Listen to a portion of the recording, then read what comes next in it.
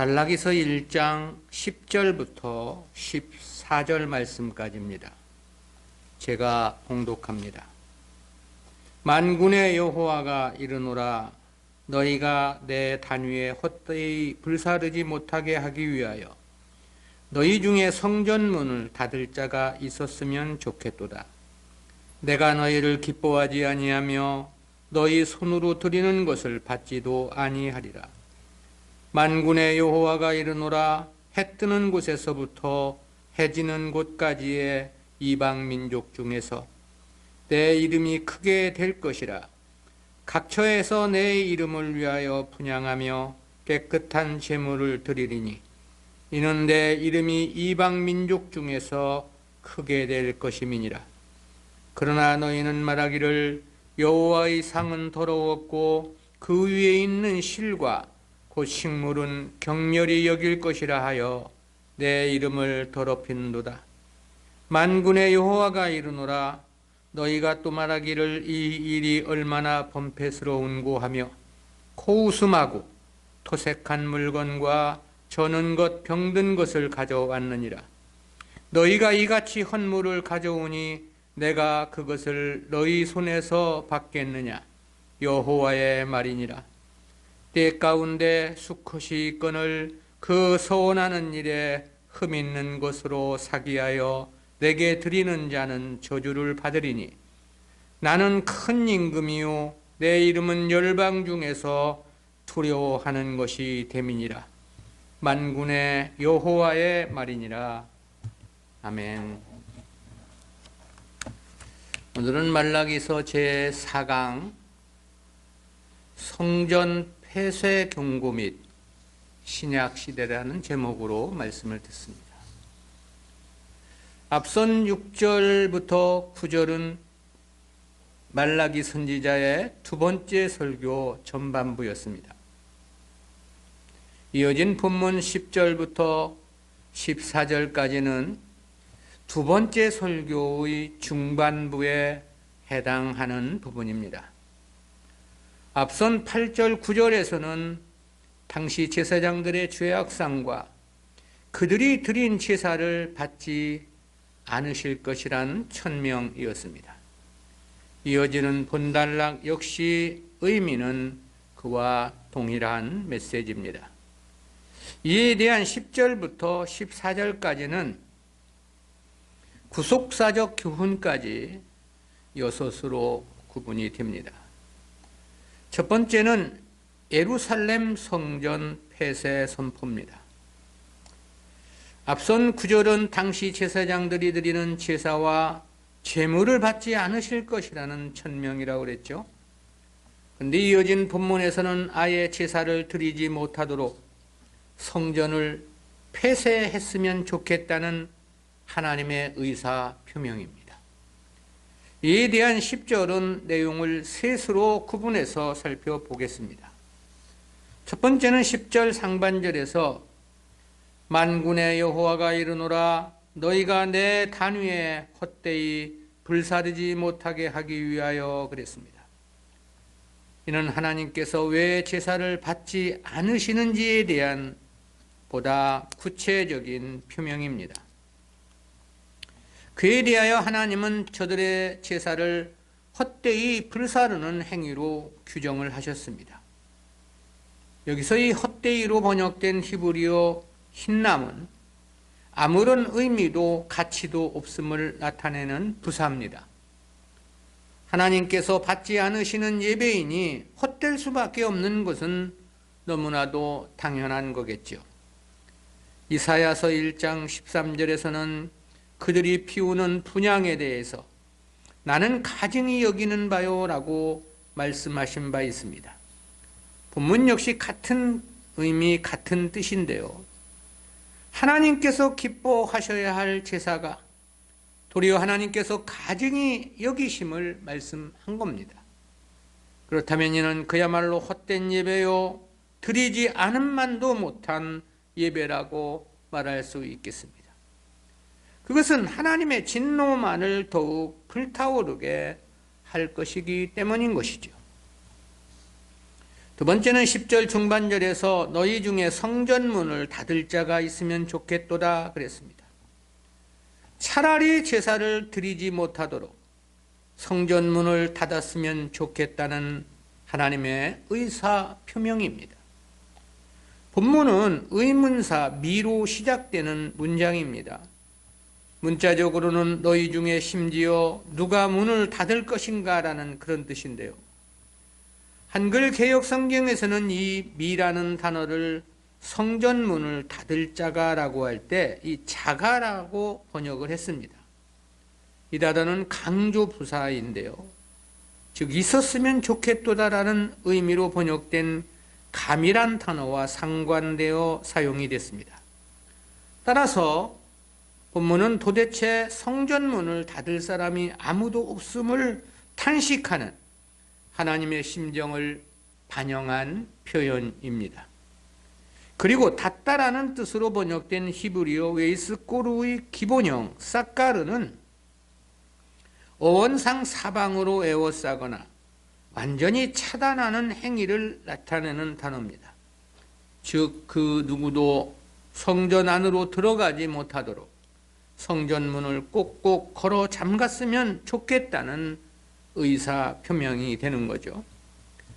세 번째는 10절 하반절에서 내가 너희를 기뻐하지 아니하며 너희 손으로 드리는 것을 받지도 아니하리라 그랬습니다. 이는 왜 그토록 성전문을 닫았으면 좋겠다는 것인지 그 이유를 밝혀주신 말씀이죠. 두 가지 이유를 분명했습니다. 먼저는 내가 너희를 기뻐하지 않는다고 하셨죠. 그리고 다른 하나는 너희 손으로 드리는 것을 받지도 아니하리라 그랬습니다. 근데 이 원문에서 보면 이 두 문장에는 히브리어에서 가장 강한 의미를 지닌 부정어 로라는 단어가 함께 사용이 된 것입니다. 절대 저들을 기뻐하지 않으신다는 것이고 절대 저들의 제사와 제물을 받지 않으실 것이라는 뜻이 되겠습니다. 그러니 차라리 성전 문을 닫는 것이 좋겠다는 의사 표명을 하셨던 거죠. 그리고 이러한 하나님의 뜻은 말라기 이후 이스라엘의 중간기에 시리아의 에피파네스에 의해 1차 성취되었다고 말할 수 있습니다. 당시 예루살렘을 침략한 에피파네스는 성전 제사를 중단시켰고 도리어 율법에서 그만 돼지피로 제사를 드리는 만행을 자행했습니다. 그리고 이에 대한 완전한 성취는 AD 70년 로마에 의해서라고 말할 수 있겠죠. 그때 성전은 도리에 돌 하나 첨놓이지 않고 완전히 무너졌죠. 그리고 그곳에는 도리어 이슬람 성전이 들어섰습니다. 그 빼앗긴 성지를 되찾기 위해 1096년부터 1291년까지 대략 200여 년에 걸쳐 총 9차례의 십자군 전쟁을 벌였습니다. 그렇지만 그것을 오늘날까지도 되찾지 못하고 있습니다. 그야말로 성전문은 완전히 닫히고 말았던 것입니다. 하나님 말씀의 엄중성을 다시 한번 생각하게 하는 대목입니다. 두 번째는 신약 후속사에 대한 예언입니다. 앞선 10절은 성전문을 닫았으면 좋겠다고 말씀하리 많지 당시 이스라엘의 제사를 혐오하신 하나님의 심정 표명이었습니다. 그런데 이어진 본문에서는 이스라엘을 버리시고 새롭게 펼쳐가실 신약 구속사에 대해 밝혀주신 말씀입니다. 이에 대한 11절은 내용을 둘로 구분해서 살펴봅니다. 첫째는 11절 상반절에서 만군의 여호와가 이르노라 해 뜨는 곳에서부터 해 지는 곳까지의 이방 민족 중에서 내 이름이 크게 될 것이라 그랬습니다. 이 본 문장은 그러나라는 뜻을 가진 이유 접속사 이 키로 시작이 됩니다. 예루살렘 성전문을 닫기를 원하심을 말씀을 했죠. 그런데 그 대신에 이방 민족을 통해서 구원 역사를 펼쳐 가실 것이라는 의미가 됩니다. 그렇다는 것은 해 뜨는 곳에서부터 해 지는 곳까지의 이방 민족 중에서 내 이름이 크게 될 것이라고 하심에서 그 의미가 뚜렷하죠. 여기서 해 뜨는 곳에서부터 해 지는 곳까지라는 표현은 성경에서 온 세상을 가리킬 때 사용이 되는 관용어입니다. 그것은 이어 언급된 이방 민족이란 표현에서도 재차 강조되었죠. 따라서 이는 주님 대속 이후 이방으로 확장될 신약 시대 구속사를 염두에 둔 표현임이 틀림이 없습니다. 이러한 하나님의 예언은 다음의 주님 말씀에서 보다 구체화 현실화되었다고 말할 수 있겠죠. 사도행전 1장 8절입니다. 오직 성령이 너희에게 임하시면 너희가 권능을 받고 예루살렘과 온 유대와 사마리아와 땅끝까지 이르러 내 증인이 되리라 하시니라. 두 번째는 11절 하반절에서 각처에서 내 이름을 위하여 분향하며 깨끗한 제물을 드리리니 이는 내 이름이 이방 민족 중에서 크게 될 것임이니라 그랬습니다. 여기서 이 각처란 세상 만국 곳곳이라는 그런 뜻입니다. 즉 이방인들의 하나님 섬김을 나타낸 표현이죠. 근데 도리어 이방인들이 깨끗한 제물을 하나님께 드릴 것이라고 말씀했습니다. 여기에는 두 가지 의미를 생각해 볼 수 있겠는데요. 하나는 그리스도께서 대속을 위한 희생 제물이 되셨음을 염두에 둔 표현입니다. 실제 주님의 희생은 더 없는 깨끗한 제사였습니다. 그러기에 신약의 성도들은 의롭다 칭함을 받을 수 있었고 하나님을 아버지라 부를 수 있게 된 것입니다. 그리고 다른 하나는 진정한 말씀을 중심으로 드리는 예배입니다. 왜냐하면 주님께서 찾으시고 받으실 예배는 신령과 진정으로 드리는 예배라고 명료히 말씀해 주셨기 때문입니다. 끝으로 내 이름이 이방 민족 중에서 크게 될 것임이라고 한 말씀은 상반절에서도 언급하신 말씀입니다. 실제 이와 같은 현상은 신약 성경에서도 분명하게 나타나 주고 있죠. 그 대표적인 사례가 이방에 세워진 교회들이 예루살렘 교회를 위해 구제 헌금을 했다는 사실에서 확인해 볼 수 있겠습니다. 그 사건은 틀림없이 이방인들이 보다 더 하나님의 이름을 높이는 위대한 믿음의 행위였음이 명백하기 때문입니다. 그런 측면에서 보면 이 말씀들은 다 오늘 우리 시대에서는 성취된 말씀이라고 평가할 수 있겠죠. 세 번째는 부정한 제사와 제물에 대한 지적입니다.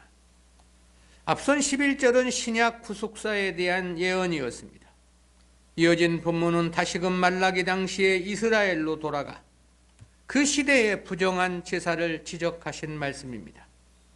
이에 대한 12절과 13절 상반절은 내용상 둘로 구분해서 살펴봅니다. 첫 번째는 12절에서 그러나 너희는 말하기를 여호와의 상은 더러웠고 그 위에 있는 실과 그 식물은 경멸히 여길 것이라 하여 내 이름을 더럽히는도다 그랬습니다. 본절은 그러나 너희 눈으로 번역된 외핫팀이라는 히브리어로 시작이 됩니다. 이는 본절 이하의 내용이 11절에서 예언된 이방 민족과 대조적인 의미를 나타냅니다. 실제 본절 이하에서는 장차 이방인들이 드리는 깨끗한 제물과는 대비되어 당시 이스라엘의 부정한 제사가 지적되고 있습니다. 여기서 여호와로 번역된 단어는 히브리어 예호와가 아니라 아도나이입니다. 이 단어는 본래 주인, 주권자라는 그런 뜻입니다. 즉 하나님을 가리키는 신명 중 특별히 하나님의 주권을 강조할 때 사용되는 하나님의 이름입니다.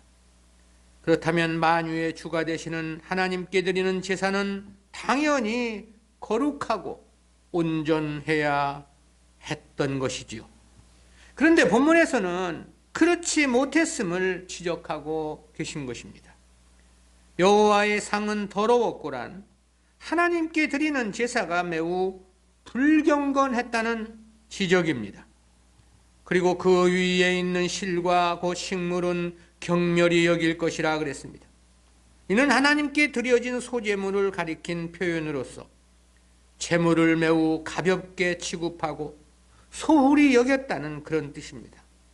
그리고 이러한 경우는 하나님의 이름을 더럽히는 행위임을 지적한 것입니다. 우리가 하나님과 관련한 일에 있어서 보다 신중을 기하고 정성을 다해야 하는 이유가 여기에 있습니다. 그렇지 않으면 예배를 드리는 그 자체가 도리어 하나님의 이름을 더럽히는 행위가 되는 까닭입니다. 둘째는 13절 상반절에서 만군의 여호와가 이르노라 너희가 또 말하기를 이 일이 얼마나 번패스러운고 하며 코웃음하고 토색한 물건과 저는 것 병든 것을 가져왔느니라 그랬습니다. 이 역시 하나님께 드리는 제사를 너무나 경히 취급하는 행태를 지적한 말씀입니다. 여기서 이 번패스러운 거로 번역된 히브리어 마텔라는 번거롭다는 뜻을 나타내는데요. 문자적으로는 얼마나 피곤하게 하는가, 얼마나 괴롭히는 일인가라는 그런 뜻입니다. 즉 하나님을 섬기는 일이 그만큼 귀찮고 거추장스러우며 짜증이 난다는 그런 뜻입니다. 또 쿠스음하고로 번역된 히브리어 웨히파흐템이라는 단어는 어원상 무언가를 훅 하고 불어버리는 행위를 의미하는 단어입니다. 즉 제사장들이 하나님께 드리는 제물을 대수롭지 않게 생각했음을 보다 생생하게 나타낸 표현입니다. 이방인들도 우상을 섬기면서 그리하지 않는 행위인 거죠. 그런데 하나님 백성이란 이름을 가진 자들이 하나님께 드리는 예배를 이렇게 무시하며 경솔히 대했던 것입니다. 그리고 이러한 실태를 세 가지로 표현을 했는데요. 그것이 토색한 물건과 저는 것 병든 것입니다. 이 중 저는 것 병든 것은 8절에서 이미 지적된 내용이죠. 거기에 토색한 물건이 하나 더 추가된 겁니다. 이 토색한 물건이라는 것은 훔친 물건, 즉 도적질한 물건이라는 뜻입니다. 이에 해당하는 히브리어 까줄은 가죽을 벗기는 행위를 의미하는 어원에서 유래한 단어인데요. 다른 사람으로부터 강제로 빼앗거나 노략질하는 행위를 의미합니다. 따라서 원문의 개념은 강탈한 물건이라는 뜻으로 이해할 수 있겠는데요. 그렇다는 것은 당시 이스라엘 백성들이나 제사장들이 얼마나 완악했는지를 잘 나타내 줍니다. 다윗이 우리아의 아내를 범했을 때 나단 선지자가 찾아와 이 비유한 내용이 떠오르는 대목인데요. 당시 나단 선지자가 든 비유는 부자가 자신을 찾아온 손님을 가난한 이웃집의 양을 빼앗아 접대했다는 그런 내용이었죠. 그는 부자였기에 양이 많았다고 했습니다. 그런데 자기 것이 아까워 가족처럼 애지중지 기르는 가난한 이웃의 한 마리뿐인 양을 빼앗아 자기 집 손님을 접대한 것입니다. 본문에서 지적한 제사가 바로 그와 같은 제사가 아니냐는 생각을 갖게 합니다. 왜냐하면 토색한 물건으로 제사를 드렸음을 말씀했기 때문입니다. 실로 이는 하나님 백성이라 말할 수도 없고 하나님께 드리는 제사로서는 더욱더 불량한 것이 아니냐는 생각이 들어집니다. 네 번째는 제사와 제물에 대한 거부의 정당성입니다. 13절 하반절인데요. 너희가 이같이 헌물을 가져오니 내가 그것을 너희 손에서 받겠느냐? 여호와의 말이니라. 이는 기본적으로 9절 하반절이나 10절 하반절의 진술과 동일한 내용입니다. 즉 이스라엘의 제사를 더 이상 받지 않으시겠다는 단호한 의지 표명이신 거죠. 하나님께서 이처럼 제사 거부 의사를 3번씩이나 중복적으로 표명을 하신 것은 그와 같은 제사는 결코 받지 않으실 것임을 강조함이라고 말할 수 있겠습니다. 특히 본문처럼 수사 의문문 형식의 표현은 역설적 어조로 강조하기 위해 사용되는 표현입니다. 하나님께서 마음이 없는 제사를 드리는 것에 대해서 얼마나 역겨워하시고 불쾌하게 생각하시는가를 강조적으로 부각시킨 것이다. 그렇게 말할 수 있겠습니다.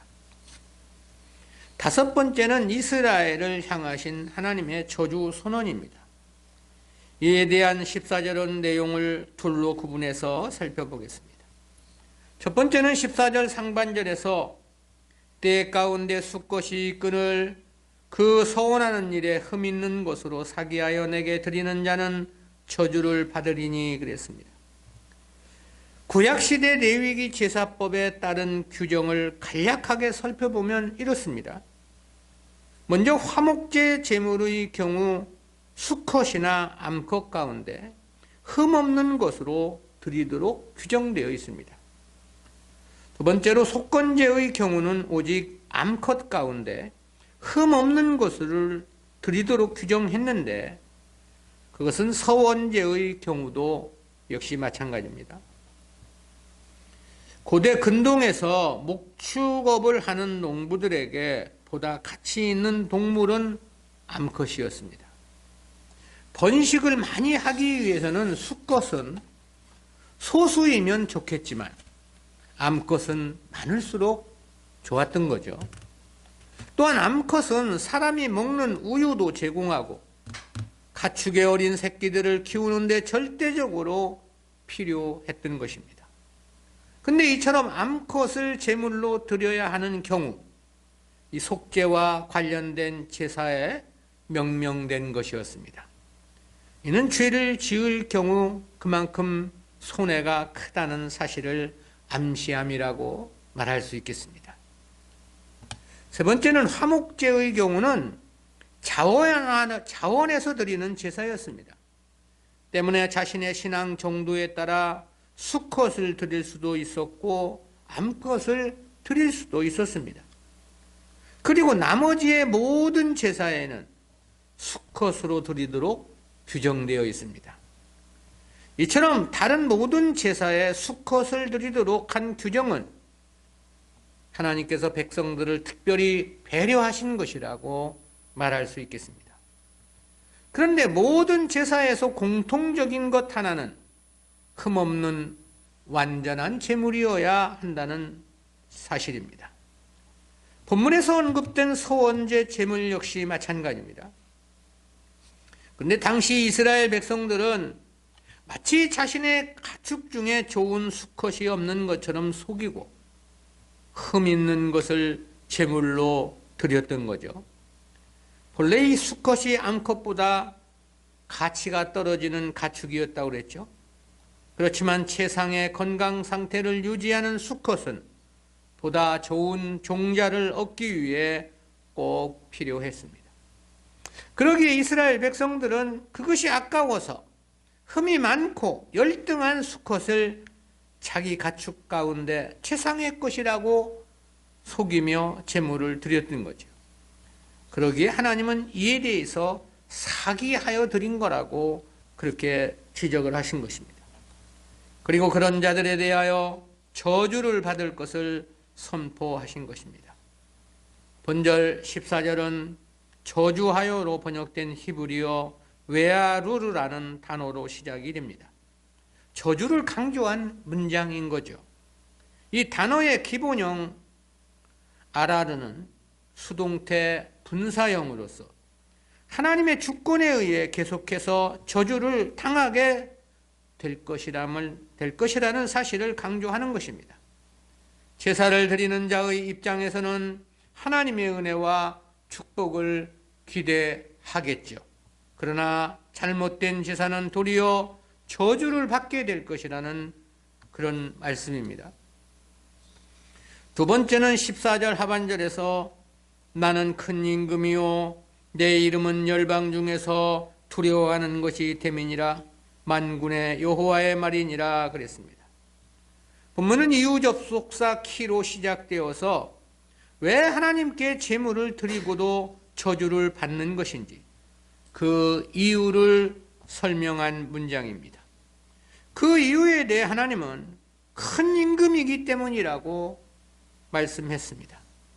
이에 해당하는 히브리어 멜레크 가돌은 많은 왕들 가운데 가장 위대한 왕이라는 그런 뜻입니다. 그런 뜻이 아니고요. 모든 다른 왕들을 자신의 신하로 거느리는 이 강력한 권세를 소유한 유일한 왕이라는 그런 뜻입니다. 당시로서 보면 이는 바사 제국을 염두에 둔 표현이라고 말할 수 있겠죠. 당시 바사 제국의 왕은 고대 근동을 통치하는 두려운 존재였습니다. 그러나 하나님은 그를 신하로 거느리신 더 크신 유일한 왕이시라는 그런 뜻이 되겠습니다. 다시 말해서 하나님의 거룩하신 이름은 그 누구에게도 결코 무시되거나 멸시당할 수 없는 성호이신 것입니다. 아울러 지상의 모든 존재들로부터 찬양과 경배를 받으시기에 합당하신 유일신이신 것이죠. 그런데 그러한 하나님을 이 성의 없이 섬긴다고 하는 것은 그야말로 결코 용납될 수 없는 일인 것입니다.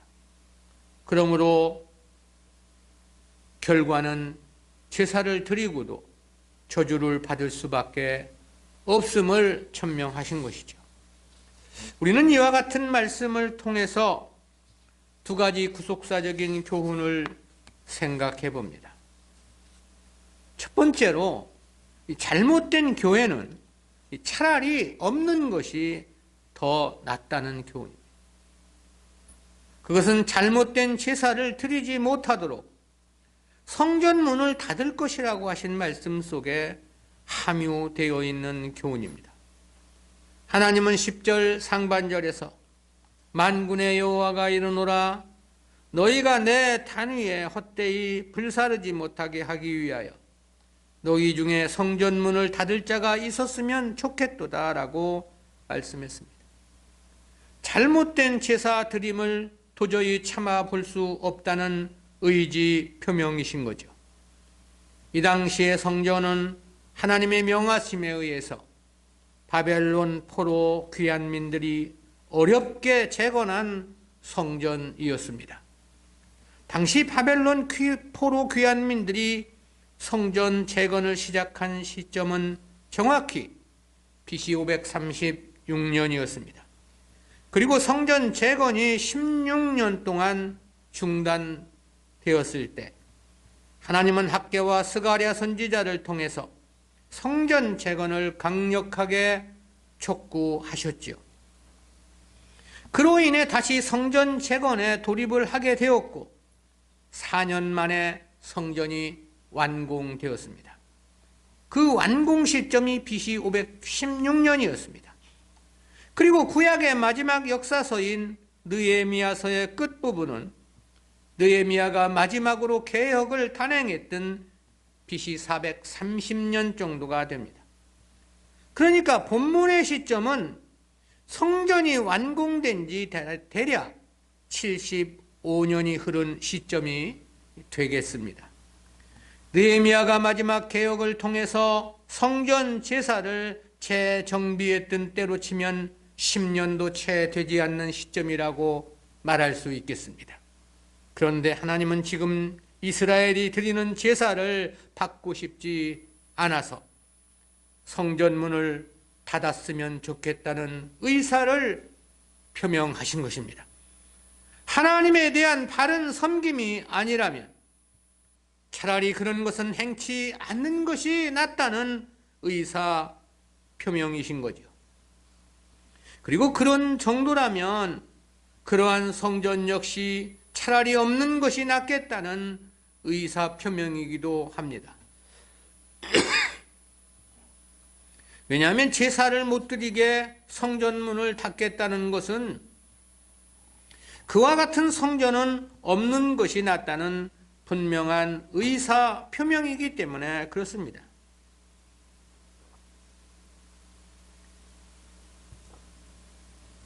어떻게 성전을 재건하고 80년도 채 안 돼서 이 지경이 되었는지 참으로 안타깝고 참담하다는 생각이 들어지죠.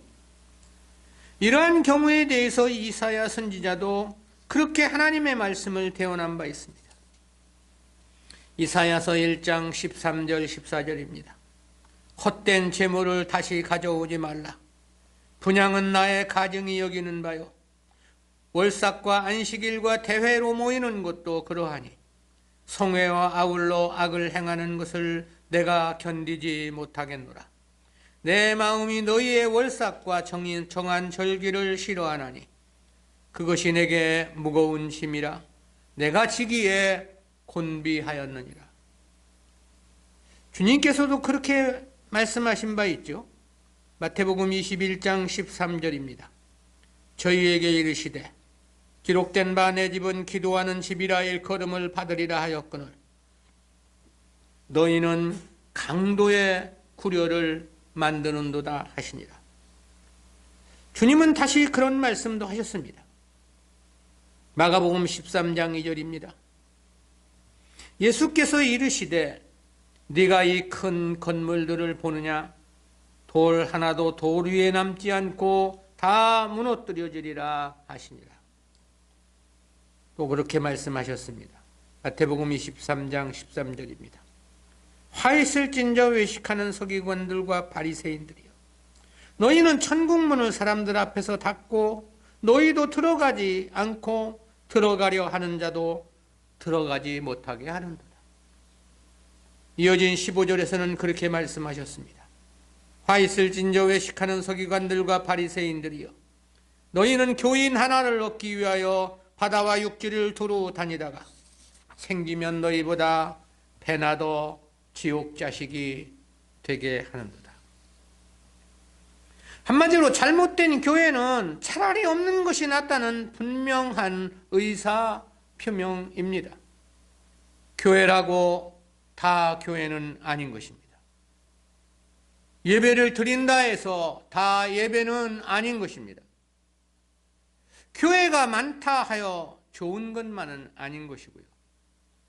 비록 작은 교회, 한두 교회라 할지라도 올바른 교회여야만 하는 것입니다. 올바른 진리 위에 세워진 교회여야만 하는 것입니다. 왜냐하면 그렇지 않다면 그것은 차라리 없는 것만 또 못한 것이 되기 때문인 것이죠. 두 번째는 성도의 하나님 섬김은 언제나 정성과 최선을 다함이어야 한다는 교훈입니다. 이는 12절 이하에서 지적된 말씀을 통해 깨닫게 되는 교훈입니다. 하나님은 이스라엘의 잘못된 제사와 구체적인 사례에 대해서 13절 상반절에서 그렇게 말씀했습니다. 만군의 여호와가 이르노라 너희가 또 말하기를 이 일이 얼마나 번패스러운 구하며 호웃음하고 토색한 물건과 저는 것 병든 것을 가져왔느니라. 여기서 이 번패스러웠다는 것은 문자적으로 번거로운 폐단이라는 그런 뜻입니다. 하나님 섬김을 부담스럽게 생각했다는 그런 뜻입니다. 코웃음했다는 것은 제사를 심히 하찮게 또는 귀찮게 생각을 했다는 그런 뜻인 거죠. 토색한 물건과 저는 것, 병든 것을 가져왔다는 것은 제사의 마음과 뜻을 다하지 않았다는 뜻입니다. 14절 상반절에서는 때 가운데 수컷이 있거늘 그 소원하는 일에 흠 있는 것으로 사기하여 내게 드리는 자는 저주를 받으리니 그랬습니다.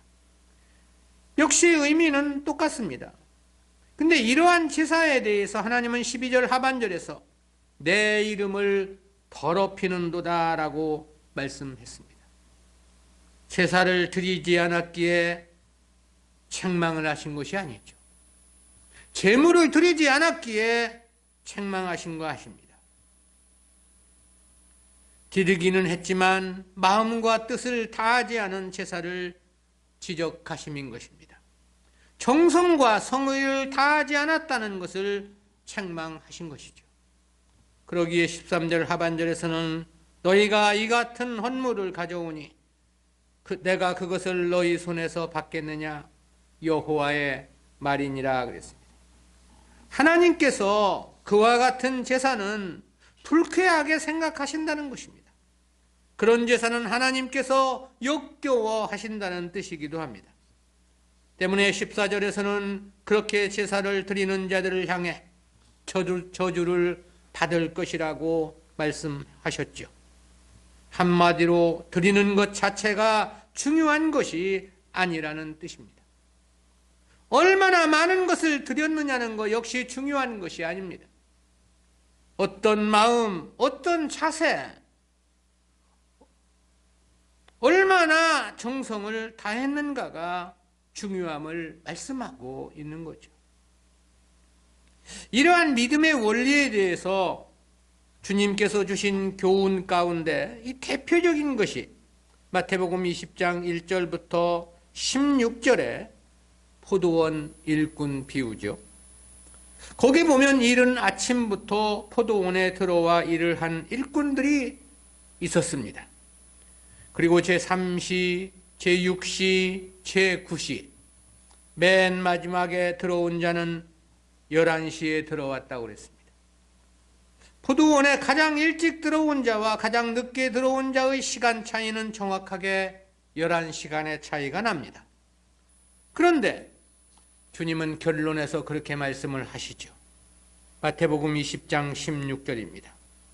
이와 같이 나중된 자로서 먼저 되고 먼저 된 자로서 나중되리라. 무슨 뜻이냐면 포도원에 가장 늦게 들어와 겨우 1시간밖에 일을 하지 않은 자가 먼저 된 자 될 것이라는 그런 뜻이죠.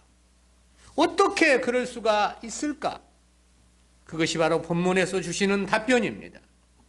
단순히 드리는 것만으로는 중요치 않다는 것입니다. 또한 얼마나 오랜 시간 일을 했느냐는 것 역시 중요치 않다는 거죠. 얼마나 많은 일을 했느냐는 것 역시 핵심은 아닌 것입니다. 어떤 마음으로 행했느냐가 관건이죠. 그 부분이 핵심이라는 거죠. 이 문제와 관련해서 바울도 그렇게 이야기한 바 있죠. 고린도후서 9장 7절입니다. 각각 그 마음에 정한 대로 할 것이요 인색함으로나 억지로 하지 말지니 하나님은 즐겨내는 자를 사랑하시느니라. 하나님께 드려지는 것은 절대 인색함으로나 억지로 해서는 안 된다는 것입니다. 더군다나 성의 없는 행위, 마음과 뜻이 결여된 드려짐은 금물인 것입니다. 그것은 비단 헌물만 그런 것은 아닙니다. 찬송도 마찬가지죠. 기도도 역시 동일합니다. 예배 역시 마찬가지입니다. 또한 주님의 일, 복음의 역사에 동참하는 자세 역시 똑같은 원리입니다. 하나님 섬김과 관련해서 주님께서는 그렇게 말씀을 하셨습니다. 마태복음 22장 37절 38절입니다. 예수께서 가라사대 내 마음을 다하고 목숨을 다하고 뜻을 다하여 주 너의 하나님을 사랑하라 하셨으니 이것이 크고 첫째 되는 계명이요 그랬습니다. 주님은 하나님 사랑, 하나님 섬김과 관련해서 목숨까지 다하라고 말씀하십니다. 우리가 하나님 섬김을 가볍게 생각해서는 안 되는 이유입니다. 무엇보다 마음을 다함이 심히 중요합니다. 뜻을 다함이 중요하다는 거죠. 성의를 다함 역시 중요합니다. 정성을 다함이 중요합니다. 최선을 다함이 중요한 이유입니다. 예를 쉽게 들기 위해 표현한다면 예배 드리는 날은 세수를 2번이든 3번이든 깨끗이 해서 자기를 깨끗이 해서 예배를 드려야 된다는 거. 옷도 깨끗한 옷으로 갈아입고 일찍 교회에 나와 교회도 돌아보고 자신의 마음과 삶이 하나님께 예배드리기에 합당한지 자기를 돌아보는 기도도 있어야만 하는 것입니다. 그것이 신령과 진정한 예배의 가장 기초적인 자세이기 때문에 그렇습니다. 우리가 섬기는 대상은 만사 만물의 주인 되신 창조주 하나님이시기 때문에 그렇습니다. 만사 만물을 홀로 주관 통치하시는 절대적 주권자 하나님이시기 때문에 그렇습니다. 우리가 우리에게 주님의 대속을 통해서 영생을 우리에게 주신 하나님이시기 때문에 그렇습니다. 거기에다 무궁하고 찬란한 하늘 기업을 약속해 주신 하나님이시기 때문에 그렇습니다. 정말 마음을 다해야 합니다. 뜻을 다해야 하는 거죠. 목숨까지도 다하라고 말씀하셨기 때문입니다. 지난 주간 어디를 좀 다녀왔는데 여행을 좀 다녀왔는데 가이드가 웃자고 하는 말이라면서 어떤 사람이 산에서 낭떠러지로 떨어져다가 겨우 나무가지를 붙잡았다는 거예요. 그리고서는 하나님께 도움을 요청했다는 거죠. 그러니까 하나님이 답변하시기를 그 손을 놓아라 그랬다는 거예요. 그래서 손을 놓았다는 거예요. 손을 놓고 벼랑으로 떨어졌는데 그가 하는 말이 하나님은 없으시네요. 보이지 않는데요. 이렇게 이야기를 했다는 거예요. 그게 오늘날 교회를 비난하는 말인데요. 비난받아 마땅하다는 생각 듭니다. 맨날 자기들 요구만 하나님 앞에 부르짖고 있으니까요. 근데 하나님이 그렇게 해주시던가요? 실제 그가 교회를 조롱하는 말처럼? 하나님은 다 그런 것에 답변해 주시는 게 아니거든요. 근데 제가 그 가이드에게 그렇게 말을 했습니다. 함부로 그런 말 웃자고 하지 말라고. 그런 말 하다가 내가 당신을 사랑해서 하는 말인데 그런 말 함부로 웃자고 하다가 큰 코 다칠 수 있다. 하나님의 이름을 가지고 그렇게 가볍게 농담이나 해서는 안 된다. 다시는 안 그러겠다고 제 두 손을 꼭 잡고는 겁이 났는지 어쨌는지 다시는 안 그러겠다고 2번, 3번 얘기를 하더라고요. 문제는 그 사람이 아니에요. 오늘 우리들의 문제입니다. 하나님의 우리가 섬긴다고 하면서 하나님을 가볍게 생각하고 하나님을 존중히 여기지 않는 그런 마음가짐. 조심해야 한다는 거죠. 기도합니다. 사랑의 하나님 은혜 감사합니다. 오늘도 귀하고 복된 날 특별히 저희들을 사랑해 주시고 주님의 몸된 교회 성도들의 반열에 세워주시고 귀한 말씀 통해서 하나님 바른 섬김 가질 수 있도록 은혜 은총 허락해 주심 진실로 감사합니다. 더 마음과 뜻을 다해서 하나님 섬기는 우리 모두가 되어질 수 있도록 은혜 베풀어 주옵소서. 감사드리옵고 예수님의 이름으로 기도드리옵나이다. 아멘.